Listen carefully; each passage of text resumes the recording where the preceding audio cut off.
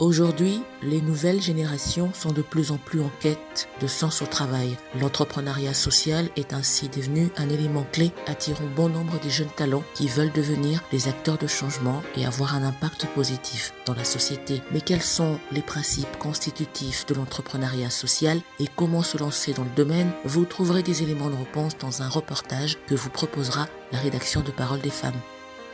Économiste de formation, entrepreneur sociale et militante associative, Allegra Foch Ngalula est une battante bourrée d'énergie, initiatrice du trophée Strong Ladies qui récompense les femmes qui se distinguent dans différents domaines. Elle s'investit dans l'autonomisation économique des femmes qui pour elle est la voie la plus sûre vers l'égalité des sexes, l'éradication de la pauvreté et une croissance économique inclusive. Elle nous en parlera dans la rubrique rencontre. Et pour terminer, nous respecterons notre tradition en ouvrant comme à l'accoutumée le portail de l'actualité de la condition des femmes dans le monde.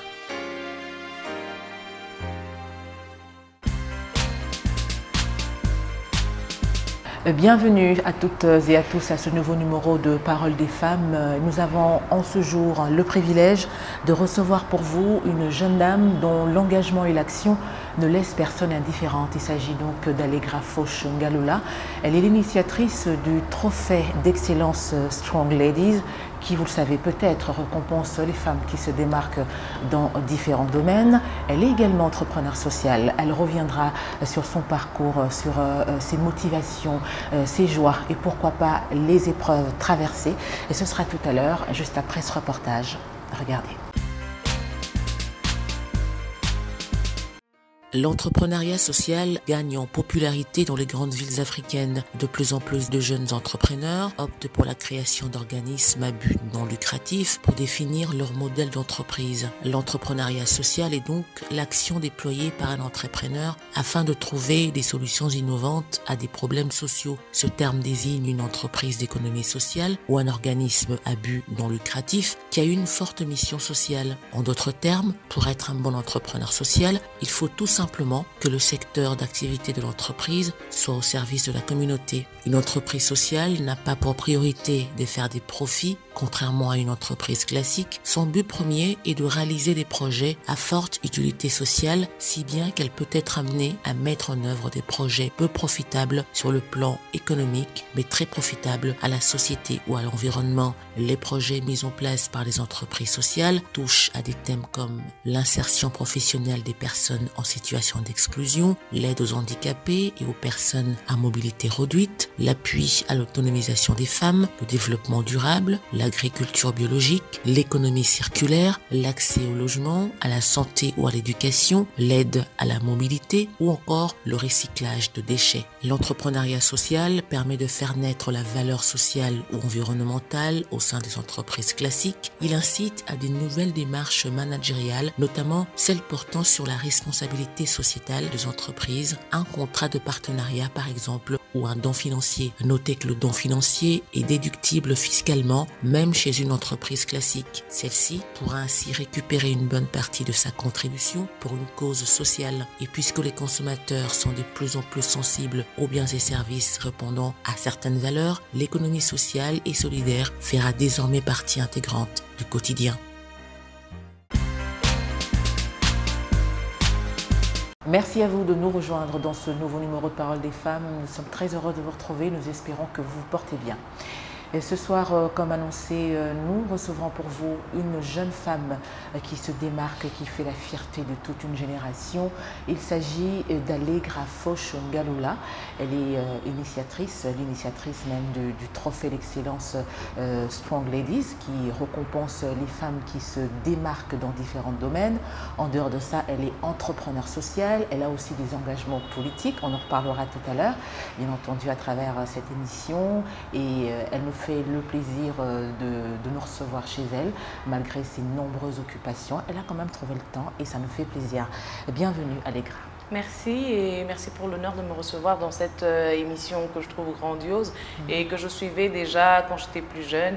Et maintenant, je vois qu'elle tient, elle s'inscrit dans la durée. C'est une très bonne chose. Comment allez-vous? Je fais aller, comme tout Congolais, en tout cas en ce moment. Je fais aller, je tiens. Strong Ladies, reparlons-en, c'est vrai, la 4e édition a vécu, mais reste d'actualité.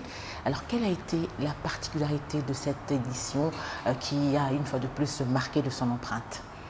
Alors, il était pour nous très inconvenant de se retrouver dans la même salle pour faire la même chose 2 années de suite.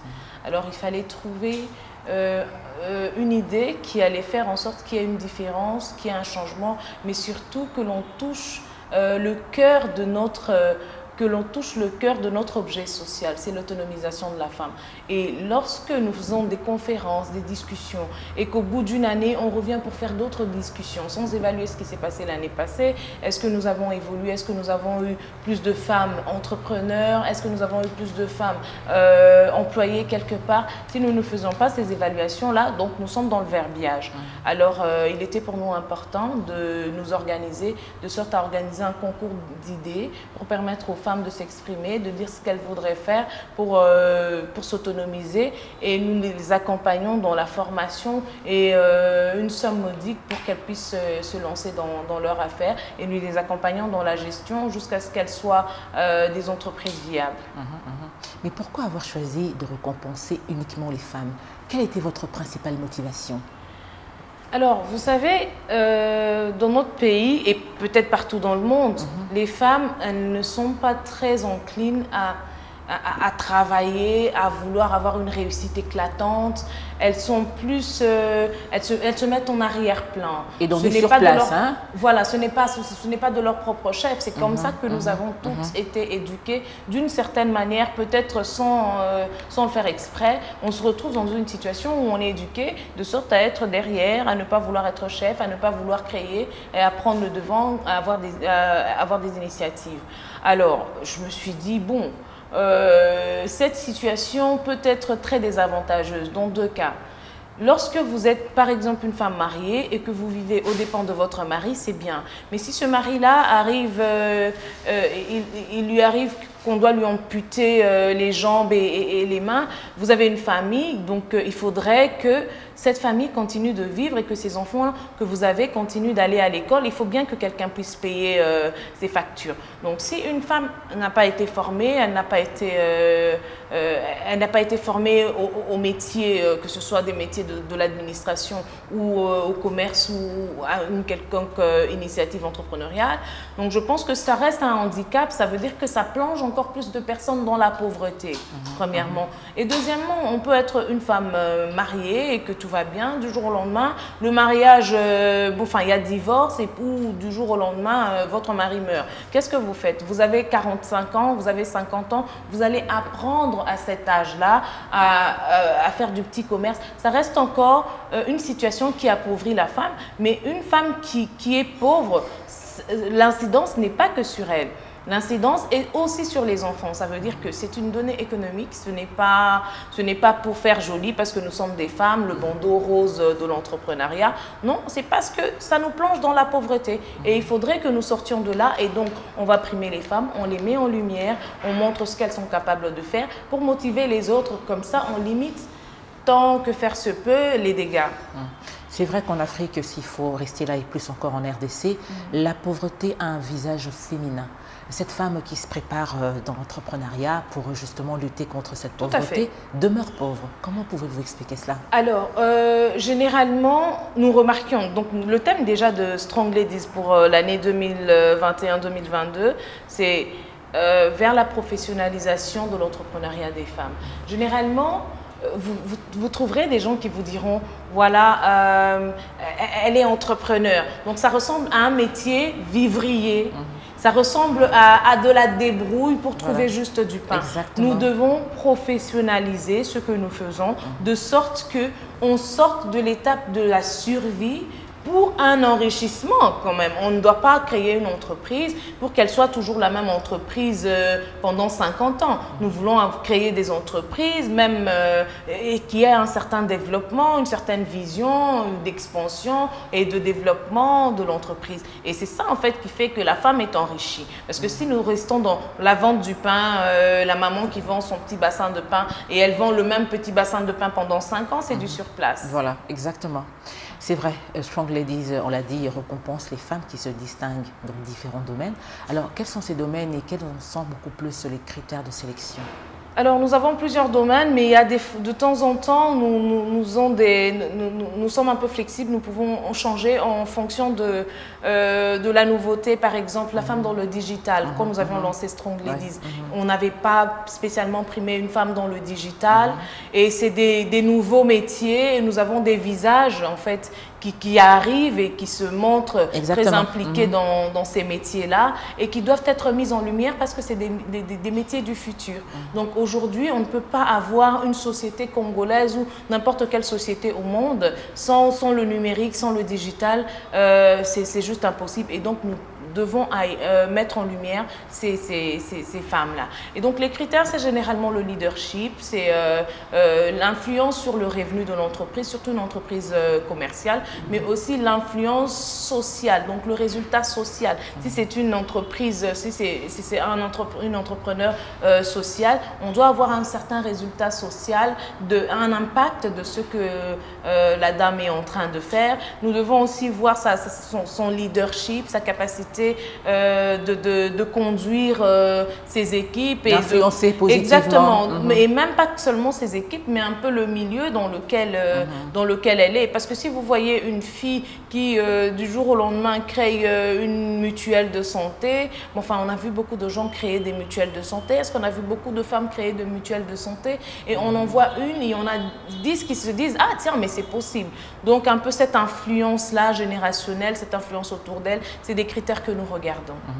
Vous, si jeune, vous allez vers ces femmes, en guillemets, plus matures peut-être que vous, par rapport aux différentes expériences.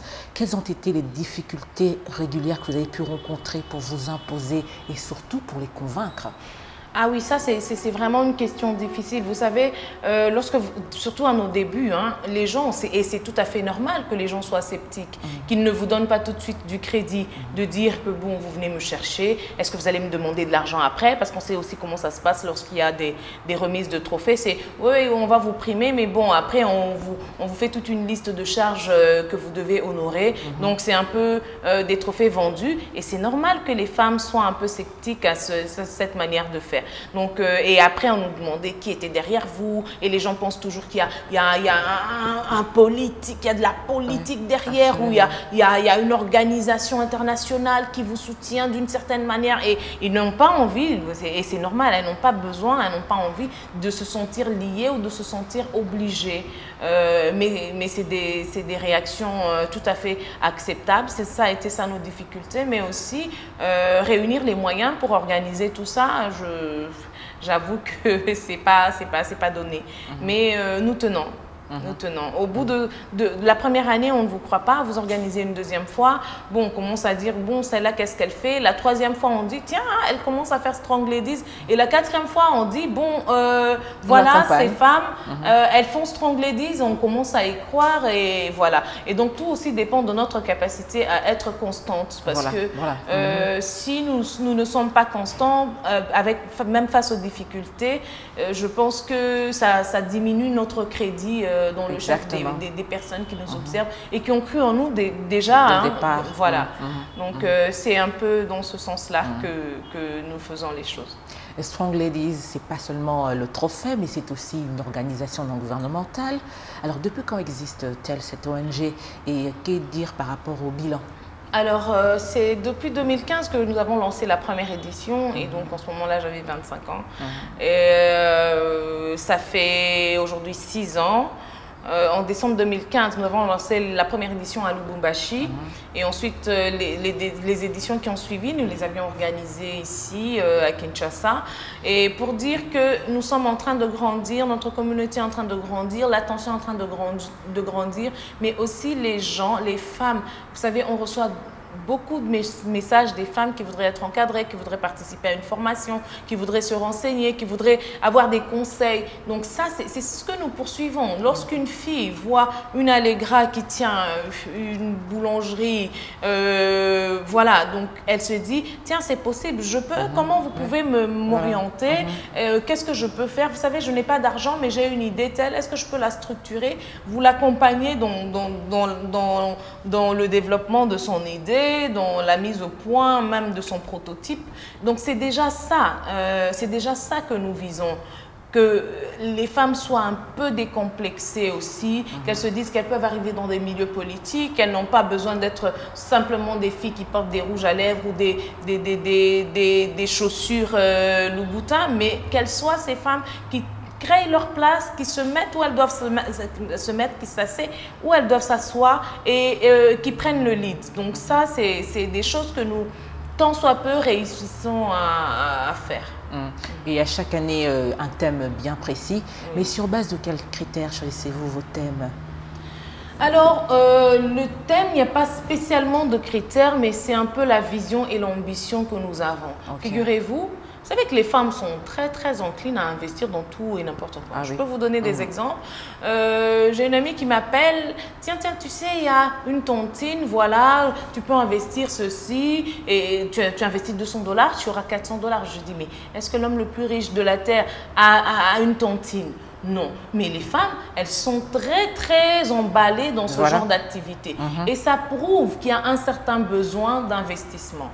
Il y a un besoin d'investissement, mais puisque dans notre pays, nous n'avons pas encore toute la structure qui nous permette d'investir sur le moyen et sur le long terme, bon, enfin, elles préfèrent investir dans ça. D'autres initiatives qui ont même été arrêtées par la Banque centrale, My Gold Rêve, elles sont très, très impliquées dans ça. C'est comme ça que nous nous sommes dit, si on parlait de la bourse des valeurs mobilières, ça permettrait aux femmes, et même aux hommes, de comprendre qu'il y a moyen de pouvoir investir avec $5, avec $10 dans une entreprise qui appartient peut-être à 500 personnes et qui fonctionne normalement, dans laquelle vous pouvez toucher à des dividendes en fin d'année, s'il y en a. Donc, on s'est dit, pourquoi pas? Parce qu'en même temps, c'est un moyen de permettre aux gagne petits d'investir. Si vous allez à la banque, on va vous demander d'avoir une maison. Une fille de 30 ans dans notre pays, je doute qu'elle ait une maison, mais 40 ans, elle peut avoir une maison, mais cette maison-là, elle l'a avec son mari. Et dites-moi lequel des maris va accepter de prendre sa maison, de la mettre en gage tout facilement, comme ça, tout bonnement, et la mettre en gage. C'est très difficile. Donc, c'est une manière de permettre aux gagne petits de pouvoir être investisseurs dans plusieurs initiatives. Et c'est comme ça que nous avions parlé de ce thème-là. Et à l'issue même de la 4e édition, les personnes qui achetaient leurs billets à $100 étaient déjà actionnaires dans une des 3 entreprises les 3 entreprises qui vont bientôt être présentées.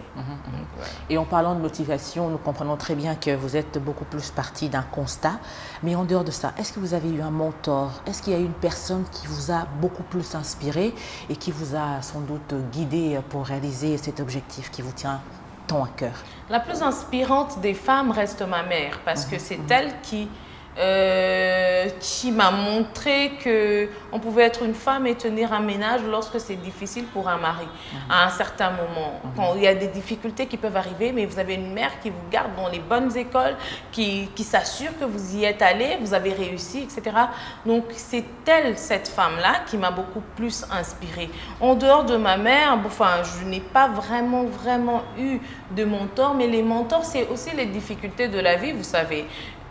Ça peut être des bons mentors, les difficultés de la vie. Bien sûr. Lorsque vous êtes à l'université et que vous ne savez pas trop nouer les 2 bouts de votre moi, ou voilà, vous devez peut-être avoir un petit temps où vous allez travailler, une petite organisation pour vendre toutes sortes de choses, des montres, des mèches. Et même des gaufres, des galettes et tout ça. Des galettes, parce qu'il faudrait que vous puissiez tenir et vous n'avez pas envie d'être pauvre, vous n'avez pas être... Vous devez demander d'ailleurs. Exactement. Vous devez être à l'abri du besoin, donc vous faites ce qui est correct et légal pour gagner ne serait-ce que votre petit $20 et continuer votre vie. Donc c'est aussi, les difficultés de la vie sont quand même des bons mentors. Absolument. Le zèle qui fait pousser des ailes, c'est le slogan de Strong Ladies. Alors nous aimerions savoir quel sens donnez-vous à ce slogan qui sort vraiment du commun, hein? Oh, voilà, donc cette hargne-là, vous savez, cette force, cette façon de travailler, c'est ça qui fait pousser d'autres femmes. C'est votre zèle à vous. votre zèle, votre implication en tant que journaliste, en tant qu'animatrice d'une émission à grande audimat, par exemple, ou audience. Donc, ce zèle, cette implication, ce que vous faites et que vous faites bien, fait en sorte que d'autres femmes puissent pousser, puissent exister. C'est tout le sens de notre slogan. Ah mais c'est génial ça. Merci. Strong Ladies, on en reparle encore, une ONG d'appui, vous l'avez dit, à l'autonomisation de la femme, hein, beaucoup plus congolaise, c'est ça? Oui, congolaise jusque-là, mais vous savez, notre ambition n'est pas d'être une ONG congolaise. Nous devons être en mesure d'influencer l'Afrique tout entière. Et les femmes, elles sont majoritaires dans tous les pays, presque dans tous les pays d'Afrique. Et donc, c'est un mouvement économique que d'emmener les femmes à leur autonomisation. Ce n'est pas un mouvement esthétique. Donc, si nous emmenons cette initiative au niveau international, régional, africain et autres, ça permet d'avoir quand même un grand rendez-vous de distinction des femmes en Afrique. On va souvent à des BET Awards, c'est aux États-Unis où tout le monde, la terre entière se mobilise pour se retrouver là-bas. Nous voulons avoir ce type de rendez-vous ici en Afrique, mais qui met en lumière la réussite des femmes africaines. Oui. Vous organisez également des formations et des conférences. Tout à fait. Alors, que dire de la participation de la femme congolaise? Alors, je dois être honnête avec vous pour dire qu'on a beaucoup de travail à faire, il faut beaucoup de sensibilisation et surtout emmener les femmes à comprendre l'importance de leur implication, à comprendre l'importance du fait que si vous avez un revenu un ménage a un revenu juste par deux mains et un meilleur revenu par 4 mains, 4 bras, ça serait plus intéressant parce que plus est préféré toujours à moins. Donc, il faudrait que les femmes comprennent les risques qu'elles encourent de ne pas être en train de travailler, de ne pas être en train d'entreprendre. Et ça, c'est la meilleure motivation pour elles. Parce que si elles ne voient pas le risque et que ce risque-là ne leur évoque pas une certaine peur de se retrouver un jour à la rue dépourvues de tout, je pense qu'elles ne comprendraient pas. Il faudrait que nous puissions faire beaucoup de sensibilisation pour que les femmes soient plus que motivées. C'est très important et c'est un gros travail, je ne le cache pas, c'est un gros travail. Même parmi celles qui sont instruites, il y en a qui ont quand même encore cette léthargie. Vous savez, les hommes, quand on leur dit, vous savez, là-bas, il y a 3 000 $ qui attendent, il est capable de nager, de sauter, de courir, d'arrêter son sommeil pour y aller. Mais les femmes, c'est pas encore ça. Donc, nous voulons arriver à cette dynamique-là, des femmes qui se réveillent, qui arrêtent tout, qui foncent pour leur réussite. On y arrivera sans doute. Ah oui, là je suis sûre, c'est pour ça que je travaille. Rappelons à Allegra Fauche de votre parcours, que vous êtes économiste de formation, entrepreneur social et votre engagement est très motivant puisque avec tous les arguments possibles, nous comprenons très bien que ça vient de très loin. Alors, quel sens donnez-vous à cet engagement, le fait d'appuyer la femme pour qu'elle devienne autonome aujourd'hui? Vous, si jeune, avec, bien entendu, on l'a dit au sommaire, celle qui fait la fierté de toute une génération, quel sens donnez-vous par rapport à cet engagement? Alors, pour moi, c'est d'abord un engagement citoyen. Je peux dire, c'est du patriotisme économique. Et c'est d'abord ça. Parce que à côté de l'engagement citoyen, figurez-vous, si vous êtes dans un village où il n'y a que votre maison qui mange, il n'y a que dans votre case où vous vous sentez bien, où c'est douillet, et que les voisins vous regardent un peu pour dire « mais nous n'avons pas eu de petit déjeuner », je ne pense pas que vous serez très heureux d'avoir une situation comme ça. Pour moi, il n'est pas très convenable d'être seul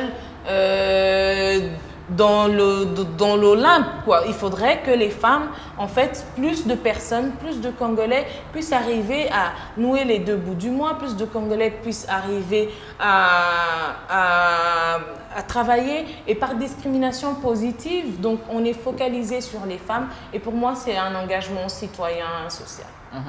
Entrepreneur social, mais en quoi consiste exactement ce métier? C'est vrai, l'entrepreneuriat se fait parler de lui depuis un bon bout de temps.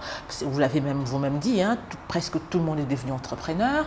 Vous cherchez justement à bien le professionnaliser. Mais c'est quoi un entrepreneur social? Alors, vous savez, j'ai une entreprise qui est essentiellement lucrative. Donc là-bas, c'est je veux avoir de l'argent, je veux gagner de l'argent. On discute sur base de mes factures, sur base de ce que je fais rentrer comme argent, simplement, et c'est tout. Et pour l'entrepreneur social, le but n'est pas le lucre, c'est le bien-être. C'est accompagner un peu les actions qui peuvent être directement celles qui doivent émaner du gouvernement, par exemple, mais vous, pas parce que vous devez gagner de l'argent derrière, mais c'est parce que vous devez faire un travail qui vous permette d'améliorer la qualité de vie de votre société. Et tout simplement. Donc, pour moi, c'est ça. Et ça demande beaucoup de sacrifices. Mais quels en sont les bénéfices, justement, puisque l'objectif premier, ce n'est pas le lucre, vous l'aviez dit. Oui. Mais quels en sont les bénéfices? Alors, si vous êtes la personne qui aide 5000 personnes à changer leur vie, je pense que vous êtes plus heureux parce que 5000 personnes ont amélioré leur qualité de vie. 5000 femmes se sont mises chacune à une fabrique de sacs, à une fabrique de sucre, de boissons gazeuses et autres. Je pense que je peux dire modestement, vous êtes une héroïne. Donc c'est ce bénéfice un peu social, cette fierté de réussir pour son pays, pour ses compatriotes. Je pense que c'est ça le bénéfice qui m'intéresse le plus. Est-ce qu'il existe un parcours qu'il faut absolument suivre pour devenir entrepreneur social? Pas spécialement, pas spécialement.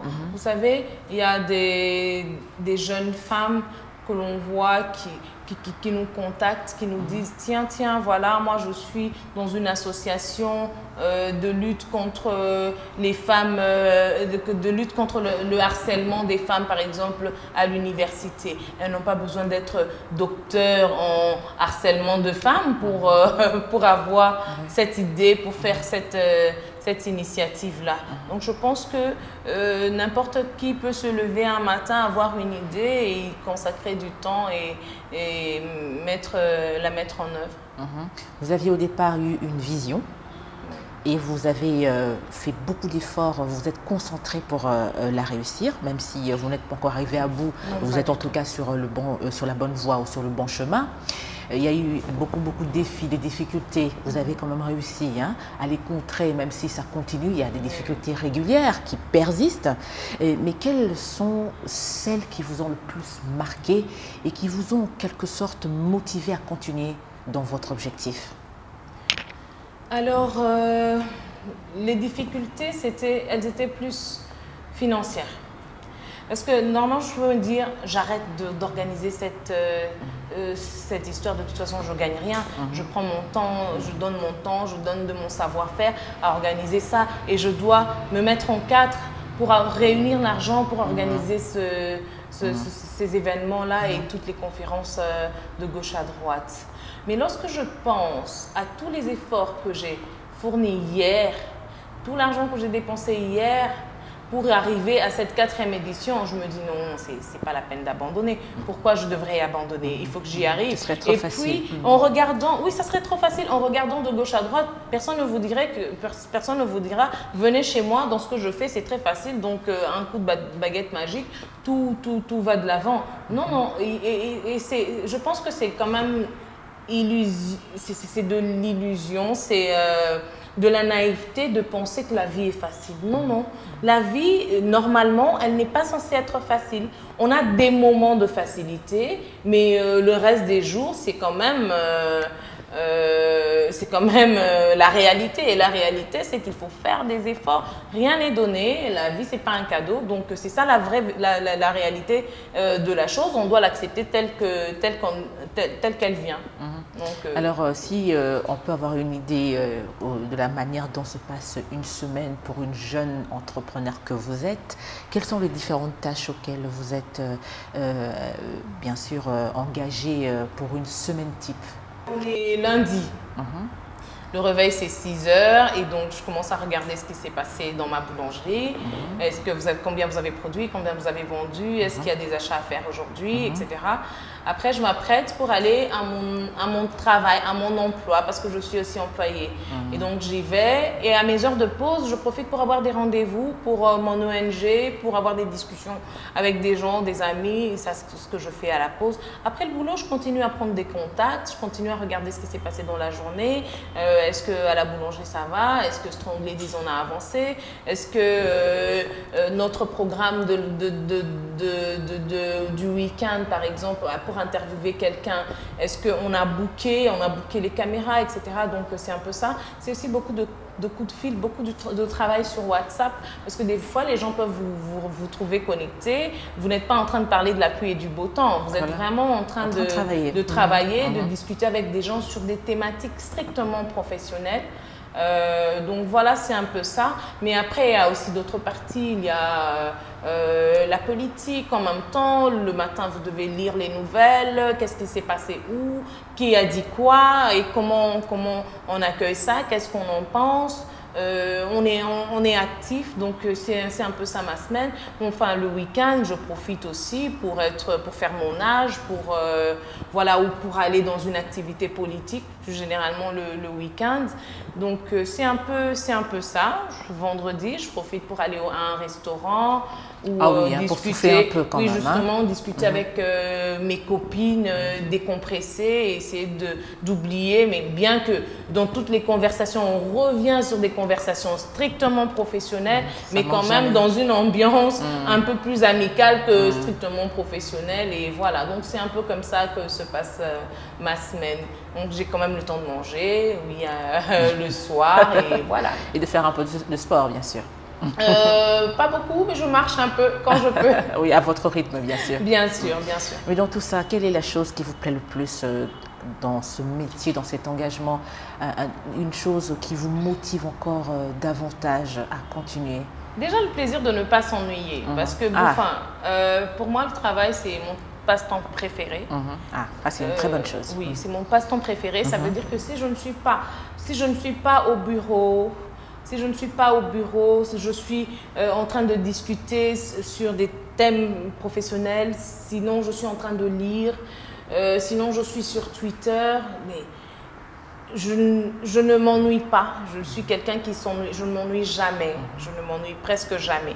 Donc être occupé tout le temps, m'amuser à travailler, pour moi c'est convenable. C'est vrai, nous le reconnaissons, hein, vous êtes vraiment socialement très active, même sur Internet, vous avez même été victime par rapport justement… oui, exactement. Donc, vous savez, quand vous êtes une femme, vous faites un peu de politique, il y a toujours une tendance à vous rabaisser, une tendance à vous humilier, une tendance à vous recoller à ce à quoi la femme, dans ce que nous n'aimons pas, ce à quoi la femme devrait être, simplement par jalousie. Pourquoi ça devrait être une femme? Pourquoi ça devrait être elle? Et bon… c'est de bonne guerre, c'est le combat, parce que je ne m'attends pas non plus à ce que les gens déroulent à chaque fois un tapis rouge pour moi. Donc pour le Christ, on ne l'a pas fait, je doute qu'on le fasse pour moi. Donc oui, c'est comme ça, malheureusement. J'ai été victime de beaucoup de choses, mais après on se relève. Et le travail, en fait, il n'y a que le travail qui fait taire les mauvaises langues. Absolument. Donc on est là. Vous aviez, Allegra Fauche, il y a quelques années, lancé une campagne Taxi Femme, Taxi Fauche, Taxi Fun. Vous étiez vous-même au volant d'un taxibus. Oui. Et sur le tronçon du colonel Mondjiba, voilà. Sur le boulevard du 30 juin. Racontez-nous. À Bandal. Alors, vous saviez qu'en 2018, il y a eu beaucoup d'enlèvements. Il y a eu beaucoup d'enlèvements de femmes dans les taxis et autres. Et ce qui était tellement révoltant, c'est qu'il y a une femme qui était morte, qui a été tuée dans un taxi jaune. Et cette femme était même enceinte. Imaginez-vous. Donc pour moi, c'était quelque chose qui m'avait révolté. Je voulais avoir une conversation.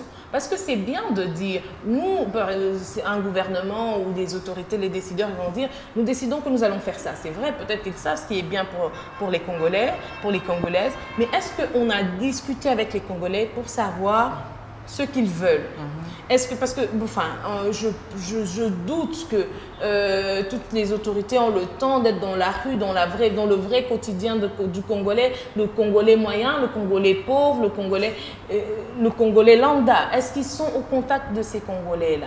C'était pour moi une opportunité d'avoir une conversation, un échange avec toutes ces femmes et tous ces hommes pour savoir s'ils seraient plus en sécurité, si une femme était au volant d'un véhicule, mais aussi si ça serait possible, s'il serait confortable à l'idée d'avoir une caméra de surveillance dans le bus dont les informations seraient gérées par la police, de sorte que il y ait moins d'enlèvements, qu'il y ait moins de risques à prendre des taxis en commun, parce que ça devenait très dangereux. Et donc je voulais avoir cette conversation-là. Et je me suis réveillée un matin, donc c'était entre 6h et 9h, donc j'ai fait mon transport tranquillement et voilà. Et là, vous avez... les gens étaient un peu sceptiques, hein, quand on voyait... les gens étaient un peu étonnés. Culturellement... Mais c'est ça aussi que nous devons combattre, vous savez. Il y a des femmes qui savent conduire, mais qui sont à la maison, qui aimeraient devenir chauffeurs de taxi, mais qui trouvent qu'il n'y a pas 10 femmes qui sont chauffeurs de taxi. Il y a des femmes qui sont chauffeurs dans l'entreprise qui s'appelle Transco. Oui. Mais c'est toujours pas commode. Dans les petits taxis, on devrait aussi avoir nos jeunes femmes qui cherchent de l'emploi ou qui peuvent s'employer justement à être conductrices de ces véhicules-là. Pourquoi pas? Donc c'est aussi une motivation pour les femmes d'être conductrices. Et les passagers étaient très étonnés de voir une si jolie jeune femme au volant d'un taxibus. Mais c'est ça. En fait, je pense qu'on devra s'habituer. Il faudrait qu'on fasse un mouvement qui nous permette d'être des femmes au volant des véhicules de taxibus. Comme ça, plus personne ne s'étonne de voir une personne maquillée conduire un véhicule de transport en commun. Il faut bien que ça devienne normal. Voilà, tout à fait. Exactement. C'est vrai, vous exhortez cette femme congolaise à faire notamment ce métier-là. Mais que dire de la sécurité? C'est vrai, là, elle sera de plus en plus exposée. Vous avez même parlé des risques. Oui, mais il faudra justement y penser pour la rassurer, parce qu'elle peut avoir la volonté, mais quand elle pense au côté sécurité et tout ça, elle se met un peu en retrait. Mais il n'y a pas que les femmes qui seraient en insécurité. Les hommes aussi pourraient être en insécurité. Donc il faudrait quand même que nous intégrions le fait qu'il y a certaines difficultés qui n'ont rien à voir avec le genre féminin, qui n'ont rien à voir avec le fait d'être une femme jeune ou pas jeune, mais c'est tout à fait... normal dans notre société qu'il y ait quand même de la barbarie, et la barbarie ne s'adresse pas qu'à des femmes. Donc c'est des choses avec lesquelles on doit s'habituer à travailler dans cet environnement congolais, mais aussi aux autorités quand même de prendre en compte toutes ces plaintes des Congolais, des Congolaises en termes de sécurité, parce que bon, on ne va pas vivre dans une ville de Kin dans laquelle on est habitué à sortir, à se promener tranquillement, et qu'on se retrouve chaque fois avec quelqu'un en face qui a un couteau ou qui a une arme pour nous agresser. Donc je pense que aussi c'est du rôle de l'État de fixer toutes ces choses. Allegra Fauche, une passionnée, vous aimez ce que vous faites et nous le comprenons à travers vos propos. C'est vraiment une très grande qualité. C'est vrai que, bon, à travers cet engagement que vous faites si bien, vous vous battez justement pour atteindre cet objectif. Et en tant qu'entrepreneur social, est-ce que vous avez un conseil à donner à toutes ces jeunes personnes, notamment les jeunes femmes, qui aimeraient faire comme vous, mais qui sont un peu timides, elles ne sont pas très motivées? Est-ce qu'il y a un secret à leur livrer? Alors si personne ne fait rien et tout risque de se passer. Donc c'est déjà la première des choses. Si on reste à ne rien faire, oui, vous pouvez rester dans votre pauvreté toute la vie, vous pouvez être entretenu toute votre vie, mais vous n'avez pas d'autonomie, vous n'avez pas forcément ou spécialement une certaine décision. Mais aussi, il faudrait construire le pays. Et ce pays ne peut pas être construit sans les femmes. Ce pays ne peut pas être construit sans celles qui représentent la majorité de la population. Le travail. Donc, le travail, c'est l'humain. Et l'humain, c'est l'homme et la femme. Une fois que les femmes prennent conscience de ça, elles doivent se décider de commencer, de se former, de travailler pour leur pays. On ne peut pas devenir un pays riche, un pays éclatant, un pays développé s'il n'y a que 40% des personnes qui sont masculines, qui travaillent et qui nous donnent, nous, de l'argent pour vivre de des épargnes. Voyez-vous? Donc, si les femmes s'impliquent, elles contribuent directement au développement de leur pays. Et c'est ça que nous voulons tous. Donc, que les femmes ne restent pas à ne rien faire, qu'elles puissent s'activer. Et sur quel projet travaillez-vous actuellement? Alors, j'ai pas mal de projets. Donc, à côté de la boulangerie que j'ai, je voudrais lancer une autre industrie. Enfin, une autre industrie d'ici le mois de juin 2022. Donc, je suis encore en train de faire des essais, des analyses et de la collecte des informations. Donc, voilà, je vous en parlerai au moment opportun parce que là, c'est vraiment encore dans le laboratoire. Absolument. Mais aussi, je travaille sur le développement de Strong Ladies aussi, pour pas que nous ayons qu'une grosse activité annuelle. Nous voulons segmenter en fait nos activités, avoir chaque fois, tous les 3 mois, une activité intéressante, mais aussi beaucoup communiquer et voilà. Et toujours beaucoup de boulot, hein? Oui, c'est toujours beaucoup de boulot, donc ça veut dire qu'on s'amuse beaucoup en même temps. Absolument. Et d'ailleurs, vous n'êtes pas sans savoir qu'on observe depuis peu un engouement de l'entrepreneuriat. On en a parlé tout à l'heure, des programmes, des concours, il y a des startups qui naissent un peu partout. Souvent, ce sont les jeunes qui sont à la tête de ces nouvelles entreprises.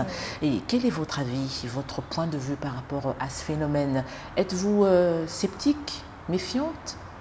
Non, je ne pourrais pas être méfiante. Vous savez que pour moi, c'est un beau mouvement. Ça veut dire que les jeunes ont compris que ce sont eux qui doivent construire ce pays. Ce sont eux qui sont l'avenir. Et c'est un très beau mouvement pour moi. Mais seulement, ça devrait être encadré, suivi et soutenu.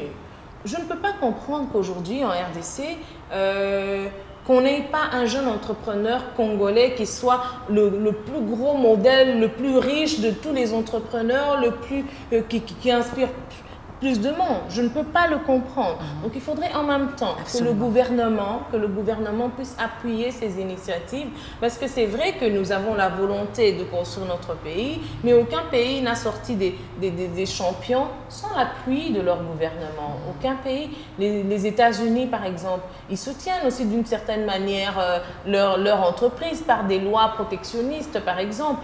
Il y a aussi le Nigeria. Le Nigeria qui soutient fortement leurs entreprises. Il y a beaucoup de millionnaires là-bas. Comment ça se fait? Ça veut dire que la volonté politique fait en sorte qu'on décide que le riz, les œufs, le poulet que les Nigérians vont consommer ne va pas venir du Brésil, ne va pas venir de la Thaïlande, ne va pas venir d'où que ce soit. Ça sera notre produit localement fait. Et ils réussissent à le faire. Le ciment ne doit pas être importé. Ils réussissent à le faire. Et ils réussissent à nous produire des Dangote, des Tony Elumelu et toutes ces personnes-là. Le Ghana, par exemple, il y a 2-3 semaines, leur gouvernement a décrété que le Ghana n'allait plus importer de cacao en Suisse ou dans n'importe quel autre pays. Pourquoi? Parce qu'il y a 102 milliards de dollars de bénéfices dans la production de chocolat. Et le pays qui est l'un des premiers producteurs de cacao ne bénéficie que de 2 milliards sur 102. Ça part de quoi? Ça part d'une volonté politique de faire en sorte que les entrepreneurs locaux puissent se développer et puissent profiter de la richesse de leur pays. Et ça doit être aussi le credo de nos autorités locales, et de dire que notre pays est riche, mais nous ne voulons pas avoir des enfants, des jeunes pauvres. Absolument. Le président de la République a dit qu'il voulait avoir des millionnaires congolais. Et comment on fait pour avoir des millionnaires congolais si, par exemple, il y a des jeunes qui qui font des poulaillers et que au lieu de soutenir ces jeunes, ça prend 45 jours, hein, le temps d'avoir 45 jours, le temps d'avoir une poule qu'on peut mettre dans une casserole. Alors, est-ce que vous pensez que si l'État mettait, je dis n'importe quel chiffre, 500 000 $ pour un poulailler professionnel et puis industriel à la disposition d'un jeune, vous pensez que dans cette ville de Kinshasa, de plus de 12 millions d'habitants, vous pensez qu'on n'aura pas un jeune millionnaire qui vend des œufs et qui vend du poulet? On aura un jeune millionnaire qui vend des œufs et du poulet. Donc je pense que c'est bien de dire les choses, mais c'est mieux de le faire et d'être simplement pragmatique. Et comme ça, si on fait ces investissements, on a le FPI, on a d'autres institutions, si on fait ces investissements de 500 000 $ chaque mois et on en fait 12, je vous assure qu'on peut avoir 12 millionnaires d'ici 2023. Absolument. Et merci en tout cas pour votre ambition. Hein. Nous sommes poussés par le temps. Nous allons prendre une dernière question. Nous l'avions dit tout à l'heure au début de l'émission. Vous n'êtes pas seulement socialement engagé, mais aussi politiquement cadre au sein du PPRD. Exact. Alors, quelles sont vos responsabilités au sein de ce parti politique? Je suis responsable du département en charge de l'emploi et de l'emploi et du travail. Et donc, c'est ça mes responsabilités au sein du parti. Et voilà, donc pour moi, je venais de le dire, tout finit par partir des décisions politiques.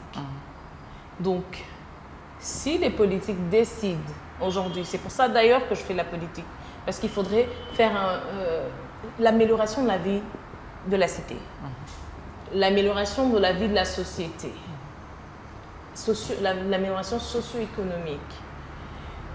Si le décideur, si nous, en tant que politique, nous nous engageons à prendre les bonnes décisions, nous allons voir que notre société va évoluer. Alors, il faudrait être là où les décisions se prennent. C'est comme ça que je me dis, les décisions se prennent. C'est vrai, on a Strong Ladies, on a une ONG, on nous entend parler et tout, mais au moment de décider, nous ne sommes pas forcément là pour prendre les bonnes décisions. Il faut être là où on prend les décisions. C'est malin, ça. Oui, mais bien sûr. Mais non, c'est pas simplement malin. Je pense que c'est plus efficace que c'est malin. Je pense que c'est efficace ou c'est efficient. Il faudrait faire en sorte que les décisions soient prises et que vous soyez soit parmi les personnes qui prennent les décisions, soit parmi les personnes qui les influencent, de sorte que ce que vous voulez socialement puisse voir le jour. Et quelle serait la finalité de cet engagement politique? Est-ce qu'il y a une finalité pour les engagements politiques? En parlant de vous. Bien sûr, en parlant de moi, est-ce que j'ai une finalité pour l'engagement politique? Vous voulez dire, par finalité, vous voulez dire quoi? Quelle est mon ambition finale ou bien qu'est-ce que j'attends de la politique? Vous avez tout compris. Justement, ce que j'attends, c'est un Congo meilleur, un Congo différent, duquel nous sommes fiers, un Congo de l'honneur, un Congo du labeur, duquel nous sommes fiers lorsque nous sortons d'ici, lorsque nous allons en vacances ailleurs, lorsque nous allons en mission ailleurs, que nous soyons fiers et dignes de dire que, bon voilà, je suis une Congolaise, je viens de Kinshasa. Nous devons faire en sorte que nous soyons fiers. Et nous le faisons comment? En travaillant, en appliquant des mesures qui peuvent certes être impopulaires, mais si elles sont efficaces et elles sont importantes à l'avancement de notre pays qui est un scandale géologique, on doit être, pas que scandale géologique, pas que scandale de richesse et être scandaleusement pauvre. On doit être un scandale géologique avec une population scandaleusement riche. Voilà. Donc il faut qu'on y arrive. Ça c'est bien dit. En tout cas, ça a été un plaisir pour nous, Allegra, Merci. de vous avoir reçu sur notre plateau, même si c'est vous qui nous avez reçus chez vous. Hein. Oh, mais c'est votre Vous avez plateau, été très donc sympa. ça ne compte pas. Merci. Merci en tout cas et surtout bonne continuation par Merci. rapport à tous ces projets que vous avez en tête et on se reverra très prochainement. Ah, j'en suis sûre. Merci, à bientôt. Rappelons que nous étions en compagnie d'Allegra Fauch-Ngalula, cette merveilleuse jeune femme qui inspire toute une génération. Rappelons qu'elle est entrepreneure sociale et l'initiatrice même du trophée Strong Ladies qui récompense les femmes qui se distinguent dans différents domaines également. Elle est, à travers son ONG, un appui à l'autonomisation des femmes et bien entendu dans la lutte contre la pauvreté. Nous allons, mesdames, messieurs, avant de mettre un terme à l'émission de ce soir, vous proposer la rubrique Clin d'œil. Regardez. Voici pour vous l'actualité de la condition des femmes dans le monde.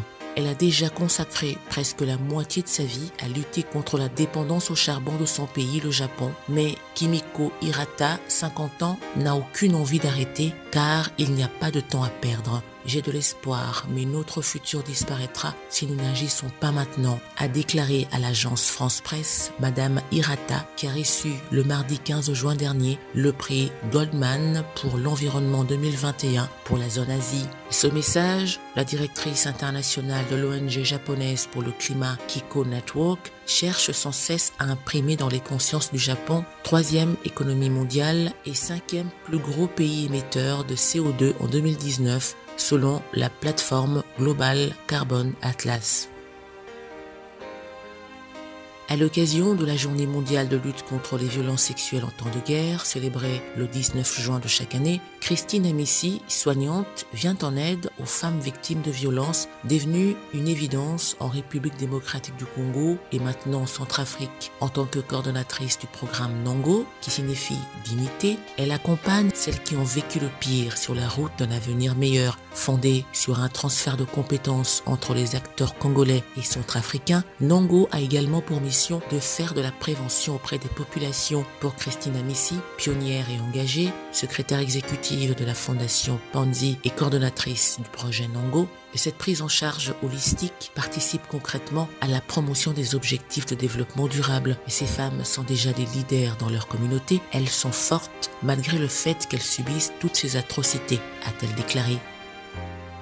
Une femme peut-elle transmettre le Covid-19 à son enfant en l'allaitant ? Selon une étude menée par la recherche médicale publique espagnole, la réponse est non. Non seulement le lait de mère contaminé ne contient pas de traces du virus, mais il serait aussi vecteur d'anticorps. Les médecins de l'étude recommandent même l'allaitement aux mères atteintes du virus. L'allaitement fait depuis toujours l'objet de nombreuses croyances. On lui prête bien des vertus, pas toujours vérifiées, culpabilisant à tort celles qui ont fait le choix de ne pas allaiter. Ce sera tout pour l'actualité de la condition des femmes dans le monde. Tout est bien qui finit bien. Parole des femmes, c'est terminé pour ce jour. Tout le plaisir a été pour nous de vous l'avoir proposé et présenté. Et ce sera avec le même et réel plaisir que nous vous retrouverons la semaine prochaine.